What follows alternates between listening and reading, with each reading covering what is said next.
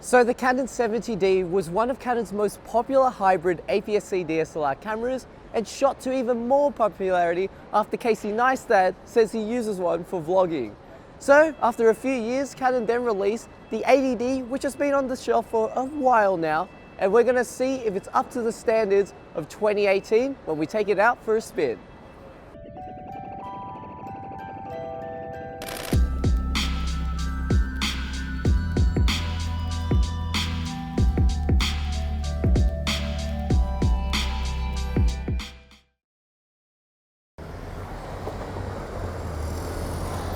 So the Canon 80D, it's a hybrid APS-C size sensor camera designed for video as well as photography work. In terms of the actual body, when you're holding it, it feels very robust with its magnesium alloy body, and it's got a nice deep grip for all hand sizes, so you can hold the camera with confidence. In terms of the ports on the camera, I really like how it's been laid out. You've got a mic port and a headphone port together, you've got a remote port and a USB and a HDMI port all grouped together. On the right hand side, you've got a SD card slot, which you just pop open to take one SD card. And at the bottom, you've got a battery slot that takes the typical LPE6 and battery. At the back of the camera, you've got a large 3-inch touchscreen, which is also a vari angle, so you can get unique perspectives and also do vlogging or any other kind of video work with ease. So now I'm just going to go over the key features of the Canon 80D. So first off, it houses a 24.2 megapixel CMOS sensor combined with a Digic 6 image processor. This will allow you to shoot continuously up to 7 frames per second and have a native ISO range of 100 to 16,000. In terms of its video, depending on what format you film in, if you film in MP4, you get full HD up to 60 frames per second. In terms of its autofocus system, it has a 45-point cross-type system, which allows you to focus as dark as 3 stops underexposed, as well as get reliable and quick autofocus during video. Lastly and not least, it's got Wi-Fi and NFC, so you can connect to your smart device, so you can transfer your photos straight to your device or use your device as a remote.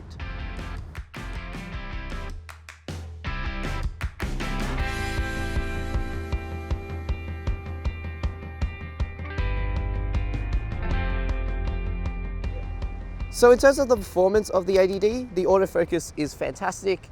The cross-type system is really reliable and it's quite quick as well. And with the touchscreen, it makes it really easy for you to focus, but also to subject track as well. You just touch on your subject and then the camera will track it automatically for you. In terms of the auto ISO, when you're using it, I feel at times it doesn't really pick the fastest shutter speed that you can shoot at the time. So if you're going after the sharpest photos you can get possible, I would recommend you use a manual ISO and change it yourself. Lastly, in terms of the video looks amazing from what I can see. The autofocus of video is brilliant with the dual pixel autofocus system.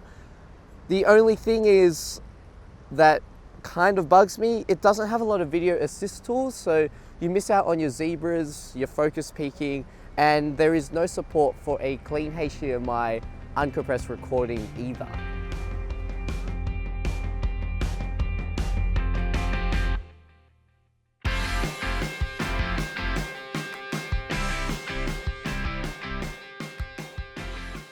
So today's sample images were shot with a Canon 80D combined with the 18 to 135mm USM lens.